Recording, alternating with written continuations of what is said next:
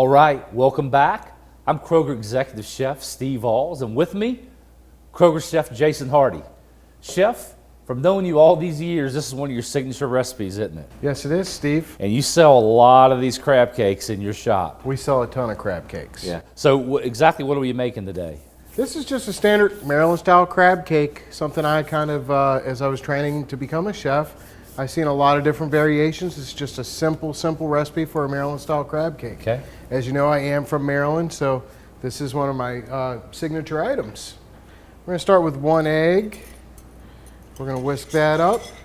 Just a little bit of melted butter. You don't want your butter to be warm. You actually want to melt it and bring it back down so it's actually just tepid, almost, yeah. Because if you do that, you'll actually cook your egg, and you won't, when you go to cook your crab cake, your egg won't coagulate and bind your crab cake together. So there, then I've got the juice, 1 fresh lemon. Not going to use it all, just a little bit to kind of liven it up a little bit, huh? That lemon flavor. A little bit of Worcestershire sauce. And we're going to want to whisk this just until it starts to froth up a little bit. Kind of looks like mustard a little bit now, doesn't it? It does. And you can actually adjust this. This is why I did not add all of the lemon juice, because if it's not frothing up as much as you would like it to, you add just a little bit more lemon. And you really got to whip this pretty good. This is going to be our binder, our base for our crab cakes. It's what's going to hold this thing all together with the breadcrumbs. Hold it together.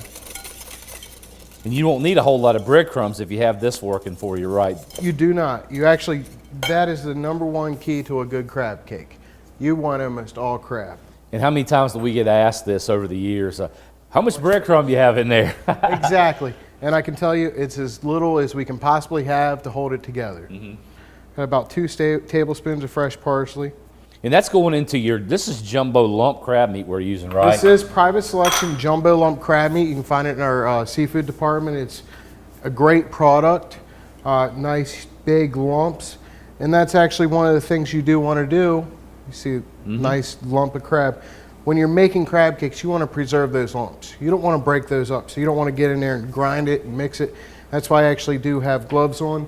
I'm going to use my hands when I do this. And there's different levels of crab that you can buy in our seafood shops, right? Yes, there are. You have that special and that back fin, and then you have the jumbo lump. The jumbo lump is where we need to be when we're making the crab jumbo cakes. lump is the star of the show. Okay.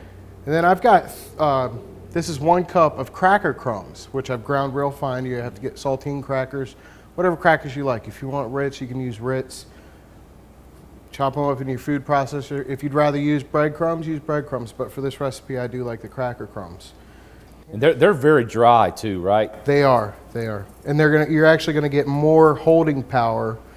So I'm not gonna put them all in there at once because I may not need them all. Yeah, you just want as much as you need, little or as much as you need on that, huh? And we're gonna fold in our. Let me get that for you, Jason. Thank you. There you go. What has happened is our butter actually did cool down a little bit. Well, that's what happens, but I guess once it gets a little warm when you make these crab cakes, it'll smooth back out and again. it's still gonna hold these crab cakes together. And I added my cracker crumbs on top of my crab meat for a certain reason. And that's because I want them in there with the crab, and you don't have to mix it quite as much to actually get it in between all your lumps of crab. And here's what you're gonna do is you're just gonna pick up from the bottom and bring it towards the middle. And Steve, if you could turn on the stove for me, that would be great. We're getting really close. And like I said, I haven't used all of these breadcrumbs.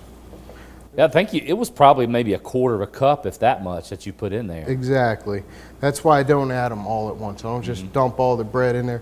Because it's going to be different each time you make them. Sometimes the crab is going to have a little bit more moisture. Sometimes it's not. Exactly. And that's hard for, it's easy for us chefs to understand it, but sometimes you can't write specific recipes just for that reason. Because you don't know how much moisture content is going to be in. Exactly.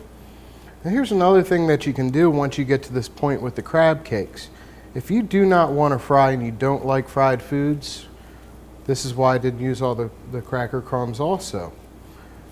I'll take this crab cake right here. I'll put it on a baking sheet, bake it at 400 degrees for about 15 minutes until it's finished. And you sprinkle it with a little bit of your cracker crumbs, and you still get the same effect of being fried, but it's going to be healthier. Got our second crab cake patted out there. And the same as when you were mixing it, you have to be very careful not to break up those lumps of crab meat. And you can look at our patty and actually pick out individual lumps. That's what you want. Yeah. Now, I know in Maryland, you guys, you do a lot of deep fried crab cakes. That would be the way that's normally done, normally deep fried. And that's why I don't like to bake them a lot. But I love a pan-seared crab cake, though. I think out of any way to have them. You get a really nice flavor when the crab actually caramelizes, and it will. Your crab meat will brown up. You don't need a... You're just putting enough oil in here, just enough to coat the bottom of the pan, correct? Just enough oil to coat the bottom of the pan, and then I'm going to... You have to be really gentle when you do this also. Just place our crab cakes right in there. Because you just have enough binder in there to hold these crab cakes together. So you definitely want to be very careful with them. Turn the heat down a little bit because we did make them a little thick, so you're going to have to cook them a little bit longer. Now, Chef, these have been cooking for about 4 minutes on each side, correct? Exactly. And what are we looking for? What does it need to look like when we pull it out of the pan and make sure it's done? You want to see that it's set, and you can actually kind of tell by looking at your consistency, the way it reflexes back. You can tell that that egg in there is cooked. Right on. And what we're going to do for plating is I've actually, on our olive bar, we've got roasted red peppers. I've simply taken those roasted red peppers, pureed them, and then sent them through a strainer. And this is a beautiful, this will make your plate just pop.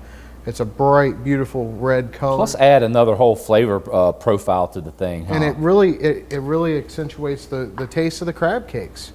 And we also, Steve, do offer a remoulade sauce, which I brought on the side. Like I mentioned, when I bake my crab cakes, that's when I like to use my remoulade because I'm going to get a little bit more fat with a mayonnaise-based condiment like that. And since I fried these, I'm going to go ahead and go with something a little bit healthier, which is our roasted red pepper coulis. And you can do either or. I love to have the remoulade on the fried crab cakes too, but I do try to have some health sense when cooking like this, and that's how I offset it with the roasted red pepper coulis. I'm just going to pretty my plate up a little bit. That's beautiful. A little bit of paprika. I tell you got to be careful. You handle these so gently the whole time because you don't have all that binder in there. That is what it is. That's what makes a good crab cake. You actually have to take your time and you have to be very gentle and delicate with it every step of the way. Great job on this. Thank you. When we come back, another classic recipe from Chef Jason, Zabione and berries. You're going to want to see this. Stick around.